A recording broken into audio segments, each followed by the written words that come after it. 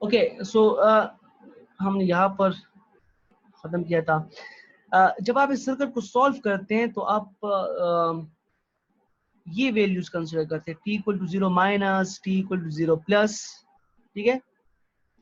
t equal to 0 पर इस circuit का भी ये है कि इस सर्किट का जो बिहेवियर है वो चेंज हो रहा है।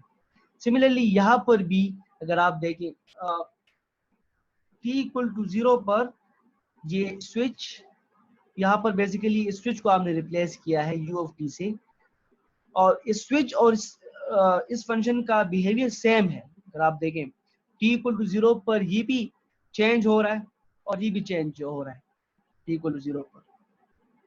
सो जो t इक्वल टू 0 पर अगर आप क्लोजली देखेंगे दोनों में इस तरह आप कह सकते हैं कि t इक्वल टू 0 पर अनडिफाइंड बिहेवियर है। ओके सो एनी क्वेश्चन यहाँ तक?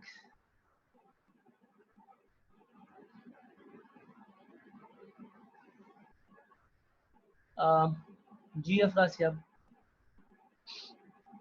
सर ये हमने नेचुरल और फोर्स रिस्पांस की बात की। सर हमने जो जी लेब किया था इसमें हमने VL v is equal to e power minus r by l t के बराबर आया था। तो उसमें ये फोर्स रिस्पांस कौन सा है और नेचुरल रिस्पांस कौन सा है? अच्छा वो जो RL सर्किट है ना वो हमारे अभी इस टॉपिक में भी अभी आएगा, इस लेक्चर में हमारे आगे आएगा, तो हम डिटेल के साथ डिस्कस कर लेंगे, ठीक है। सही है ठीक। Okay so that is one of the function unit step function. अच्छा इस फंक्शन का जो इस फंक्शन की ओरिएंटेशन है ये कुछ भी हो सकती है, जरूरी नहीं है कि ये इस तरह t इक्वल टू 0 पर स्टार्ट हो रहा हो। लाइक सम टाइम आपको दिया गया है कि ये t जो स्विच है ये हो सकता है 0 पर ना ऑन हो रहा, हो सकता है ये t इक्वल 0.1 मिली सेकंड पर ऑन हो रहा हो, या t equal to 0.1 micro second पर ऑन हो रहा हो, ठीक है। तो for that we should also consider some variations in this unit step function. अच्छा अगर आपको फंक्शन की वैल्यू कुछ इस तरह दी गई है, 2u ऑफ t दिया गया हो, 2u ऑफ t, तो ये इसको आप कैसे ड्रॉ करेंगे? हम इस तरह ड्रॉ करेंगे, 2u ऑफ t की वैल्यू 2 हो जाएगी at t equal to 0। So at t greater than 0 इसकी वैल्यू क्या रहेगी? 2 रहेगी। अच्छा सम टाइम अगर आपको इस तरह फंक्शन दिया गया है u ऑफ t, आपको अगर एक फंक्शन दिया गया है और उसका प्लॉट कुछ इस तरह है,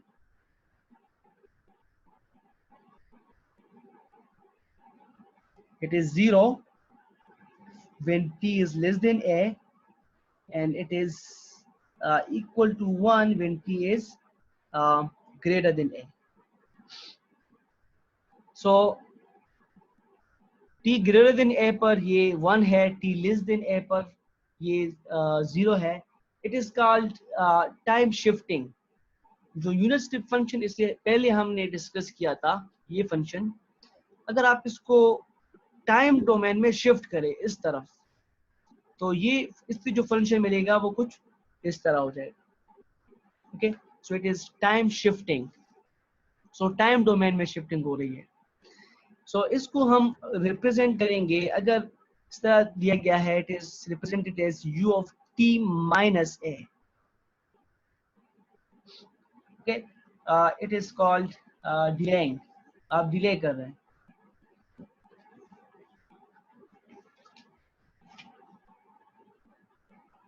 ओके अगर इस तरह दिया गया है,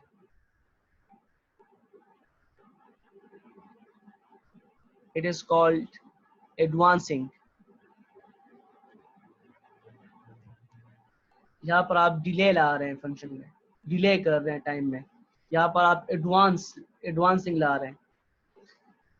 सो इसको आप रिप्रेजेंट करेंगे u of t minus a से। Okay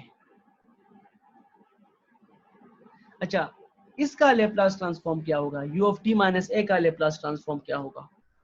again apply the same formula, f of s will be equal to 0 to infinity f of t e power minus st dt. So इस फंक्शन को अगर आप देखें, 0 से a तक इसकी value 0 है, 0 से a तक इसकी वैल्यू क्या है, 0 है. सो मैं इस इंटीग्रेशन की जो लिमिट्स है ये चेंज कर सकता हूँ, बिकॉज 0 से a तक ये 0 है, तो इस टाइम में मुझे इसका इंटीग्रेशन फाइंड करने की जरूरत है ही नहीं, because it is 0. So integration का जो लिमिट है वो चेंज हो जाएगा a से इंफिनिटी तक, और a से इंफिनिटी तक जो फंक्शन है इसकी वैल्यू क्या है, इसकी वैल्यू है 1. सो e power minus s t d T, F of T की जगह मैंने पुट कर दिया है 1 और लिमिट मैंने चेंज कर दिया है. ओके, अब अगर आप इसका इंटीग्रेशन ले, again it is e power minus s t divide by minus s, और लिमिट्स अब आपने पुट करनी है a से इंफिनिटी तक. So again minus 1 over s is constant for this integration. अब आप इसमें पुट करें e पावर, ये लिमिट पुट करें तो e पावर माइनस इन्फिनिटी आ जाएगा, then minus e power second limit put करें, so minus as e power minus infinity is 0. सो इसकी वैल्यू हो जाएगी minus 1 over s, 0 minus e power minus s, या माइनस माइनस से मल्टीप्लाई हो जाएगा e power minus as divide by s. So this is the Laplace transform of this time shifted unit step function. Okay, so अच्छा, अगर आपको एक और भी स्पेशल फंक्शन है which is called as pulse function, जो कि आप यूनिट स्टेप फंक्शन से बना सकते हैं. It look like this.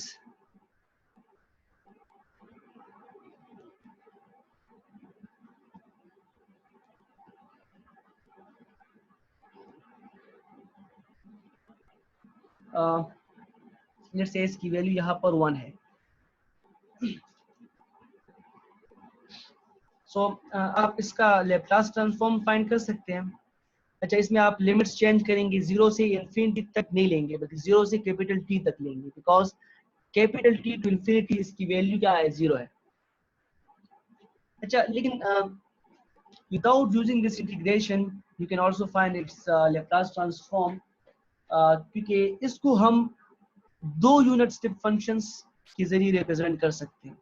We can represent it like this. अगर आप एक यूनिट स्टेप फंक्शन ले, if you take a unit step function और इससे आप सब्ट्रैक्ट कर दे एक और यूनिट स्टेप फंक्शन जो कि कुछ इस तरह हो, जो कि कैपिटल T पर स्टार्ट हो रहा हो.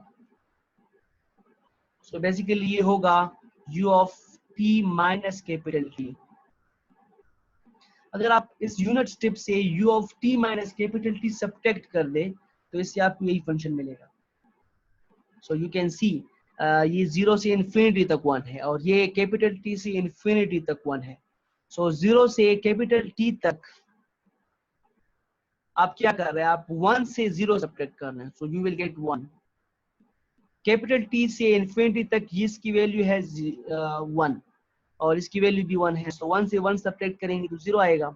So you will get this function, this pulse function.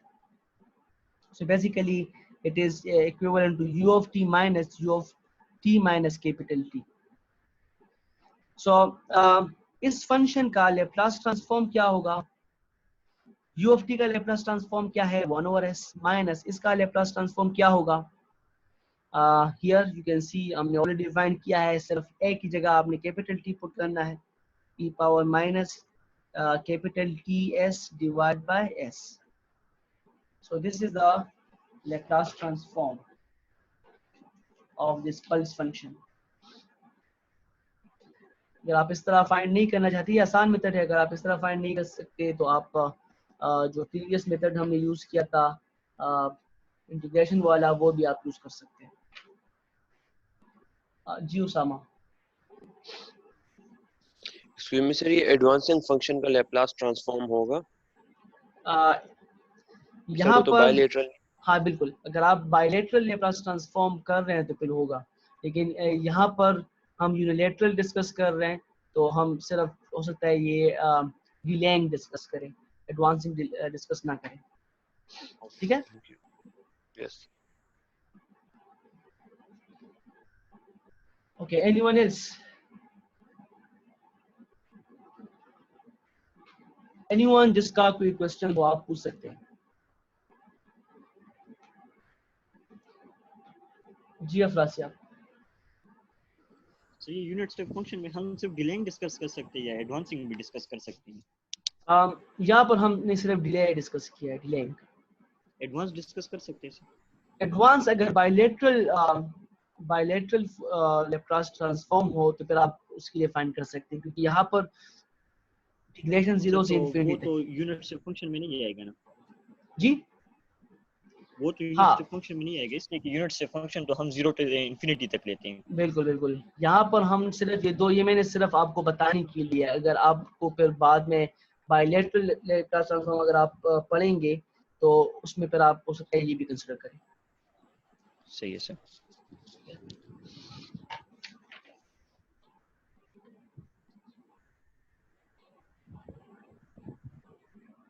Okay, the next important function is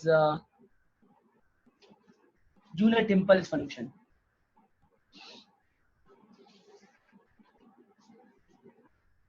So the next important function is unit impulse function.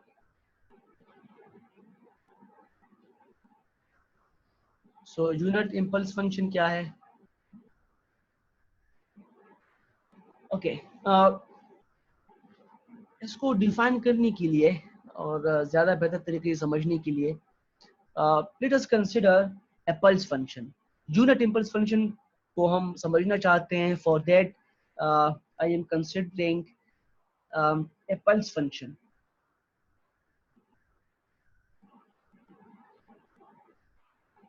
एक पल्स फंक्शन में कंसिडर कर रहा हूँ. अच्छा, एक बात याद रखिए, जब भी अगर आप पेपर में कोई कर्व इस तरह बना रहे हैं या लैब रिपोर्ट्स में कोई ग्राफ बना रहे हैं, देन ये बात याद रखिए कि आपने वाई एक्सिस और जो हॉरिजॉन्टल एक्सिस है उसको इस तरह डिफाइन करना है कि हॉरिजॉन्टल एक्सिस पर लेट्स से टाइम है, वर्टिकल एक्सिस पर let's say F of T है या आई ऑफ टी है, वी ऑफ टी है. और एक दूसरी बात जो कि आप लोगों को मैंने वाले की भी थी, जब मैं असाइनमेंट असाइन कर रहा था लैब के क्लासरूम में, लैब के गूगल क्लासरूम में, तो पर मैंने लिखा भी था कि आपने लैब रिपोर्ट्स खुद लिखनी है, बिकॉज हमारे पास टन एक्सेस भी है, गूगल क्लासरूम में भी हम ओरिजिनलिटी रिपोर्ट्स जनरेट कर सकते हैं. सो आई हैव सीन के स्टूडेंट्स ने एक दूसरे से कॉपी किया हुआ है. सो उसके मार्क्स यहाँ पर मैं 0 लगा रहा हूँ. मार्क्स तो मैं आपको आखिर में वायवे में बताऊंगा, लेकिन उनके मार्क्स आप याद रखिए कि 0 लगेंगे. और ये बात याद रखिए कि अगर आपने किसी और से लैब रिपोर्ट लिया हुआ है और उसमें फिर आप कॉमास लगा के या साइज चेंज करके या बोल्ड करके अंडरलाइन करके आप उसको हमारे सॉफ्टवेयर को डॉज नहीं दे सकते, बिकॉज जो टर्निटन है वो फॉर्मेट को नहीं देखता, वो वर्डिंग को देखता है. और जो वर्डिंग है उसमें भी अगर आपने दरमियान में 1-2 वर्ड्स चेंज किए उसको भी वो पकड़ सकता है. सो आपको मैं रिकमेंड करूंगा कि आप खुद लिखा करें, किसी और से ना लें. और दूसरी बात, वाई में फिर मुझे स्टूडेंट्स कहते हैं कि सर मैंने खुद लिखा था, मुझसे इन लोगों ने कॉपी किया है. तो वहां पर मैं ये फैसला फिर नहीं कर सकते कि क्या ये आपने खुद लिखा है, बाकी लोगों ने आपसे कॉपी किया है या आपने किसी और से कॉपी किया है. वहां पर आप सबकी 0 लगेंगे. ओके, सो आप अपने लैब कॉपी या लैब रिपोर्ट किसी और को ना दें. दूसरा, प्रीवियस जो लैब रिपोर्ट्स है वो भी मेरे पास पड़ी हुए हैं रिपोजिटरी में, तो उनके साथ भी जो अगर आपके सीनियर्स है, अगर आपने उनसे लैब रिपोर्ट्स लिए हैं तो उनके लैब रिपोर्ट्स ऑलरेडी मेरे पास रिपोजिटरी में पड़ी हुई हैं. आखिर में मैं सबसे सॉफ्ट फॉर्म में लैब रिपोर्ट्स लेता हूँ, तो उनके लैब रिपोर्ट्स भी मेरे पास रिपोजिटरी में पड़े हुए हैं, तो आपकी जो कंपैरिजन होगी वो उनके साथ भी होगी। ठीक है, तो आपने इस बात को याद रखना है। दूसरा ये कि जो टेक्स्ट साइज है, जब आप लैब रिपोर्ट्स लिखते हैं तो किसी ने टेक्स्ट साइज 14 रखा होता है, किसी ने 15, किसी ने 16। सो ये बात याद रखिए कि अगर आप लैब रिपोर्ट्स लिख रहे हैं या अगर आप फ्यूचर में जाके थीसिस लिखेंगे या प्रोजेक्ट प्रपोजल लिखेंगे, टेक्स्ट साइज हमेशा आपने 11 से ज़्यादा नहीं रखना। अगर जो हेडिंग्स है, हेडिंग्स का साइज आप 12 या 12.5 रख सकते हैं, बोल्ड कर सकते हैं, लेकिन 11 जो टेक्स्ट साइज है वो आपने 11 से ज्यादा नहीं रखना। इस तरह जो कैप्शंस होते हैं, अगर टेबल का कैप्शन है या फिगर का कैप्शन है, उसका साइज भी 11 से ज्यादा नहीं होना चाहिए। सो ये बातें आप याद रखें, ये इन सब के आप मार्क्स लगते हैं। सो ये बात आपने याद रखनी है। जी इदरीस खान, आपका कोई क्वेश्चन है? सर ये फॉन्ट साइज जो है ये हेडिंग्स के लिए भी 11 है या उसको चेंज कर हेडिंग सकते हैं? हेडिंग सर का जो आप आम 12 रख टेक्स्ट है। सकते हैं, 12 एक ज्यादा, मतलब अगर टेक्स्ट 11 है तो हेडिंग का आप 11 रख दे, 12 रख दे, सॉरी जी 11 12 इस तरह। लेकिन 14 13 ये कहीं पर भी एक्सेप्टेबल नहीं होता। एक तो आप पेजेस जाया कर रहे हैं, और दूसरा ये कि उससे आपका जो लैब रिपोर्ट है वो अच्छा लगता भी नहीं है। सो इन चीजों का आप ख्याल रखिए जरा। Okay, so the next is unit impulse function. what I have considered a pulse. Let's say इस pulse का जो width है, width 1 है और जो height है ये भी 1 है। So इसका एरिया क्या होगा? इसका एरिया जाहिर है 1 होगा। So its area is 1. So it is, इसको हम कहेंगे unit pulse, because its area is 1. अच्छा, अगर आप लेट्स से जो width है, अगर आप इस width को हाफ कर दें और हाइट को डबल कर दें, अगर आप width को हाफ कर दें और हाइट को डबल कर दें, तो ये क्या हो जाएगा? कुछ इस तरह हो जाएगा।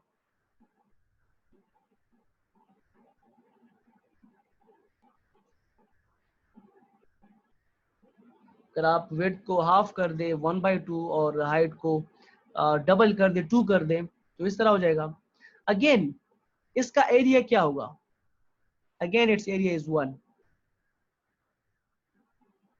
Okay, so it's area is 1।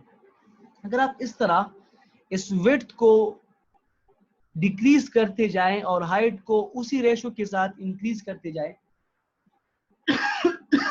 Sorry, सो अगर आप width को डिक्रीज करते जाएं यूजिंग ए फैक्टर और उसी फैक्टर को यूज करके आप हाइट को इंक्रीज करते जाए, देन जो width है width will tend to 0. जो width है it will tend to 0 and height will tend to infinity, but area will still be 1. Like let's say अगर आपने इसको 1/4 कर दिया है और इसको 4 कर दिया है, मतलब इसको 4 से डिवाइड कर दिया है width को और हाइट को 4 से मल्टीप्लाई कर दिया है, still area will be 1. So अगर आपने width को बहुत ही कम कर दिया है तो हाइट बहुत ज्यादा हो जाएगा, but the area will be 1. Okay, so इस फंक्शन को जिसमें जो width है which is approaching to 0 and height is approaching infinity but area is 1, it is called as unit impulse function.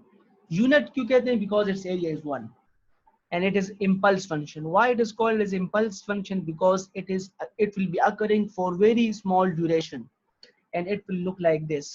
इसको हम रिप्रेजेंट इस तरह करते हैं, इसको हम रिप्रेजेंट करते हैं डेल्टा ऑफ टी से, हम रिप्रेजेंट करते हैं, ठीक है, and it is represented by an arrow. इस तरह एक एरो से हम इसको रिप्रेजेंट करते हैं। ओके, एक एरो से। एरो मींस कि इसका हाइट बहुत ज्यादा है और ये एक लाइन है, लाइन है तो इसका मतलब ये कि इसका विड्थ बहुत ही कम है। So it is represented by an arrow like this. अच्छा, अगेन इसमें भी शिफ्टिंग हो सकती है। लाइक अगर आपसे कहा जाए कि draw delta of t minus t naught, so इसमें ये डिले होगा। ओके, सो इसको हम कैसे बनाएंगे? इसको हम बनाएंगे t equal to T naught पर। So you can see this is the delta function and it is 0। इसकी जो वैल्यू है वो हर एक वैल्यू पर, टाइम की हर एक वैल्यू पर 0 है except at t equal to T naught, जिस पर ये अनडिफाइंड है, या कह सकते हैं इसकी वैल्यू इन्फिनिटी है, बट इट्स एरिया इज 1। अगर आप इसका एरिया लेंगे, इसका एरिया क्या होगा? 1 होगा। जी इद्रिस।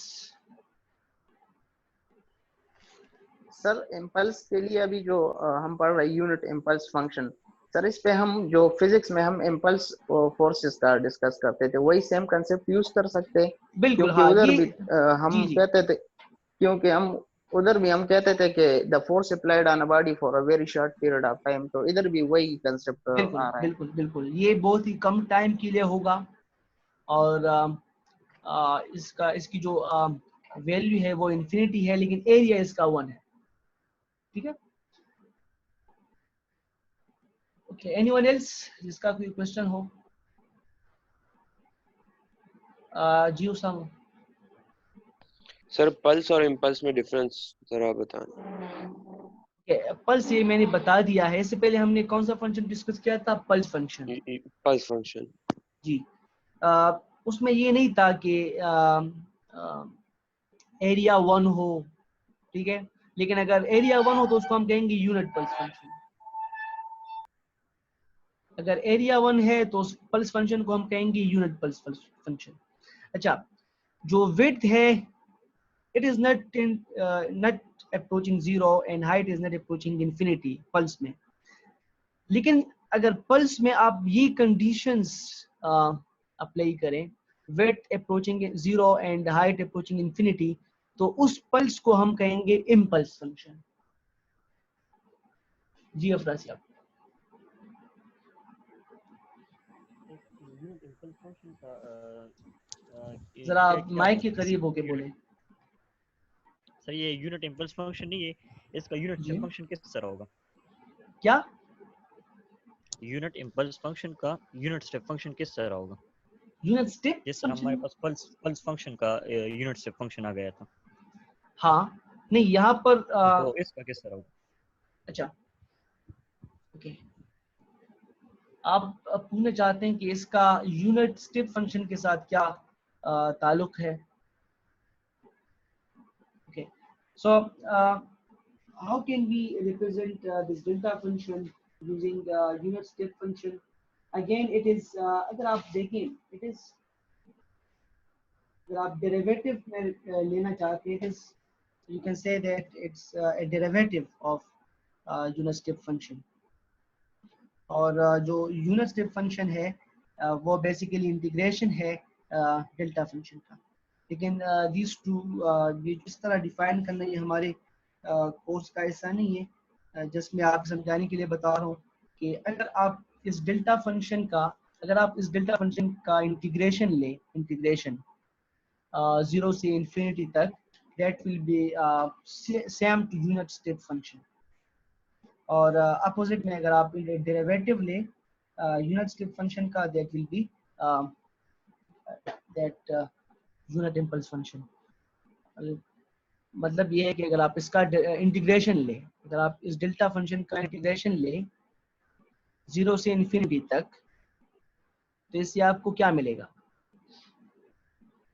ठीक है, इससे आपको क्या मिलेगा? t अगर लेस देन 0 है, अगर t की वैल्यू 0 से कम है, तो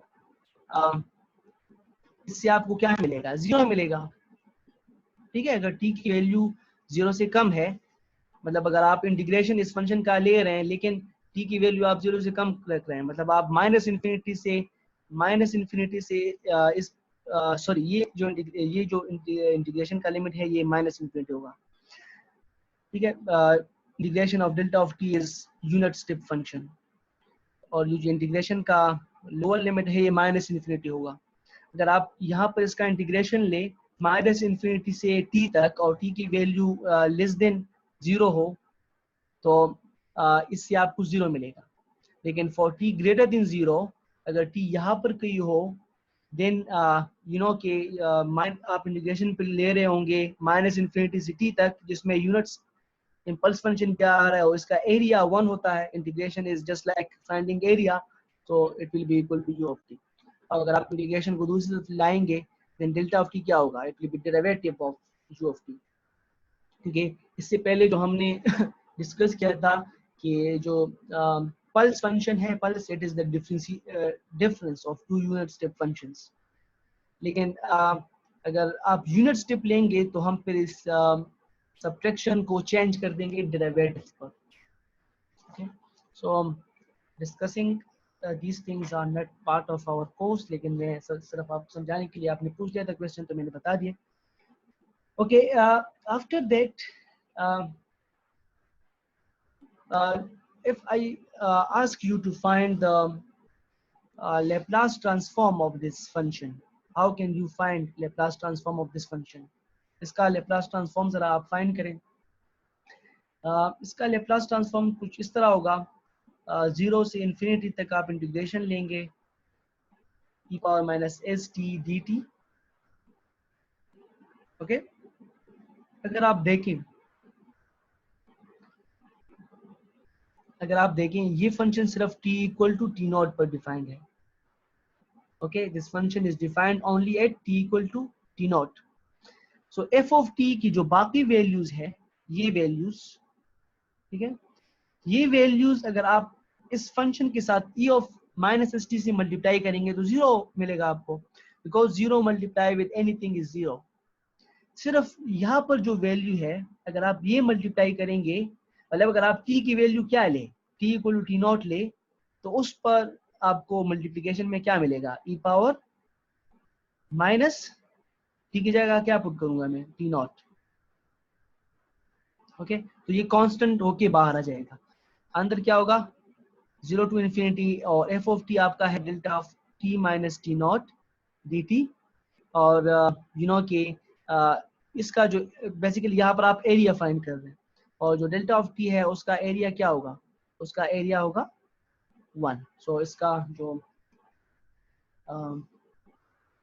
लैप्लास ट्रांसफॉर्म है वो कुछ इस तरह है, e power minus s T not. अच्छा, इसका यहाँ पर डेल्टा ऑफ t का लैप्लास ट्रांसफॉर्म क्या होगा, अगेन 0 से इन्फिनिटी तक आप लेंगे f ऑफ t, यहाँ पर मैं फाइंड कर देता हूँ, f of s will be 0 to infinity f of t e power minus st dt। अब यहाँ पर ये जो फंक्शन है ये t इक्वल टू 0 पर डिफाइंड है, बाकी सब वैल्यूज पर इसकी वैल्यू 0 है। सो t की वैल्यू 0 पर ये डिफाइंड है, तो यहाँ पर अगर आप t की वैल्यू 0 पर करेंगे तो ये 1 आ जाएगा, okay. So it will give you 1, और सो 1 बाहर आ जाएगा, और आप इंटीग्रेशन ले रहे हैं डेल्टा ऑफ t dt का, ओके। और इसका एरिया 1 है, so it's 1। So delta of t का लैप्लास ट्रांसफॉर्म 1 है। अच्छा, delta of t minus t not का लैप्लास ट्रांसफॉर्म क्या है, e power minus s T not. Any question यहाँ तक?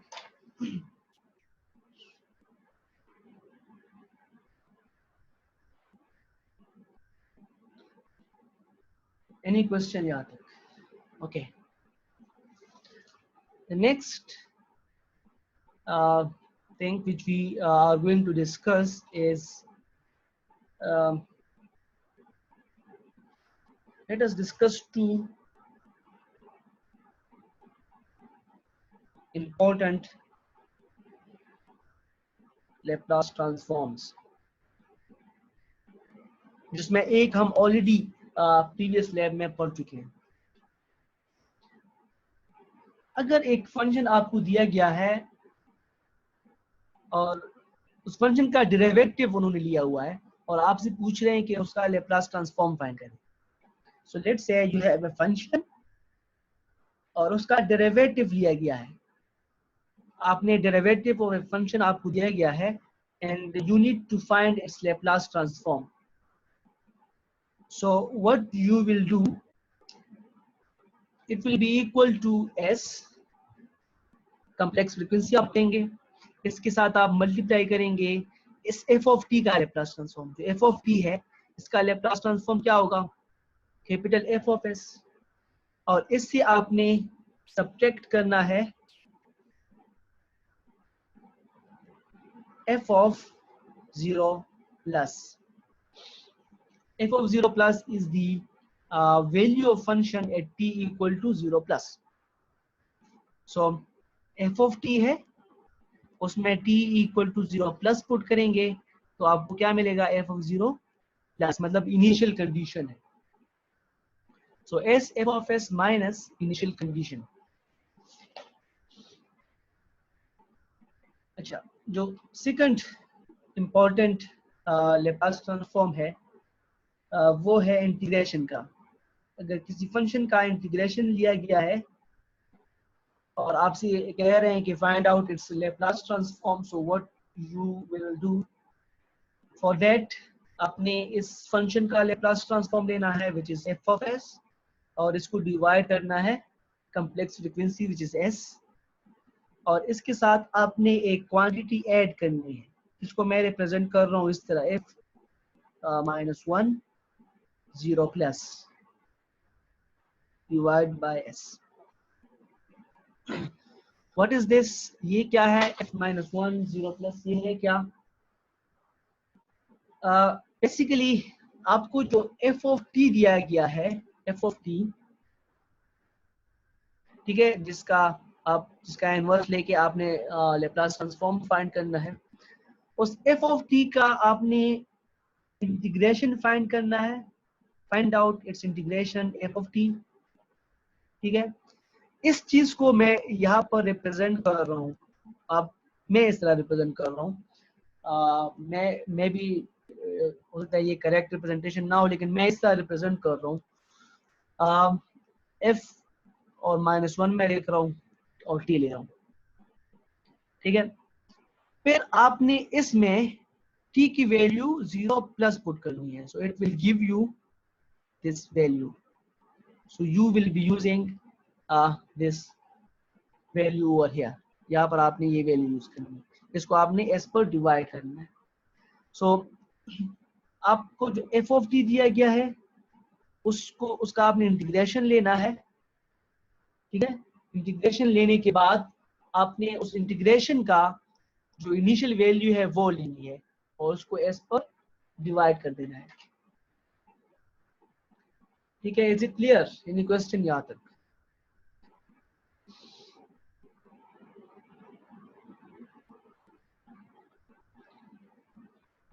क्या आप लोगों को समझ आ रही है कि नहीं? मोहम्मद वकार हुसैन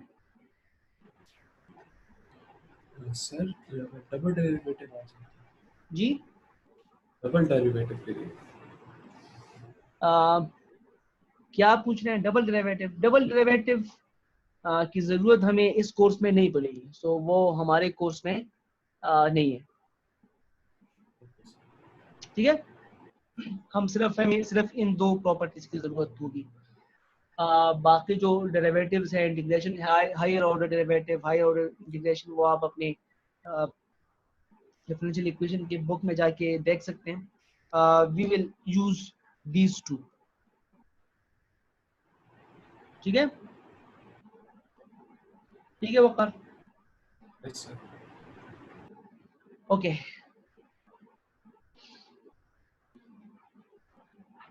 अच्छा, so we will be using these properties या जो दो important relationships है for finding Laplace transform।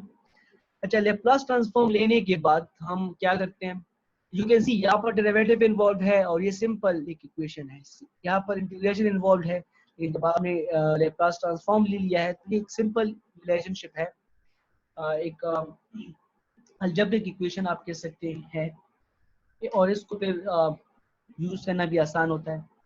तो इनको यूज करके आप अपने प्रॉब्लम को सॉल्व करेंगे, ठीक है।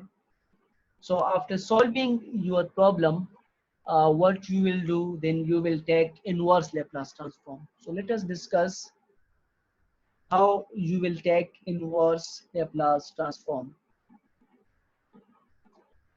So inverse Laplace transform कैसे लेंगे? Consider that you have found out the solution in S domain is like this. आपने S domain में इस तरह solution find किया है, s power m plus a constant a m minus 1 s power minus 1 plus another constant a m minus 2 s power m minus 2 plus a 1s plus a naught divided by s power n plus b n minus 1 s power n minus 1 and so on.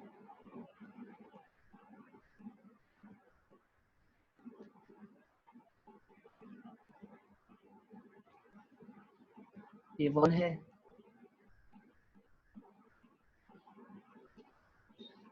so आपने solve कर लिया है और आपका जो solution है वो कुछ इस फॉर्म में है, और इस फॉर्म में जो m है वो n से कम है, this m is less than n। अच्छा, अगर m n से लेस देन ना हो, इक्वल हो या ग्रेटर हो n से, फिर आप क्या करेंगे? फिर आपने जो नोमिनेटर है इसको डिनोमिनेटर पर डिवाइड करना होगा, ठीक है। डिवाइड करने के बाद आपको कुछ इस फॉर्म में पर आप लिखेंगे a plus b divide by c, इस फॉर्म में लिखेंगे। तो इस फॉर्म में लिखने के बाद जो b होगा उसमें जो सबसे ज्यादा पावर होगा और जो c है उसमें जो सबसे ज्यादा पावर होगा, उसके लिए फिर ये रिलेशनशिप सेटिस्फाई हो रही होगी।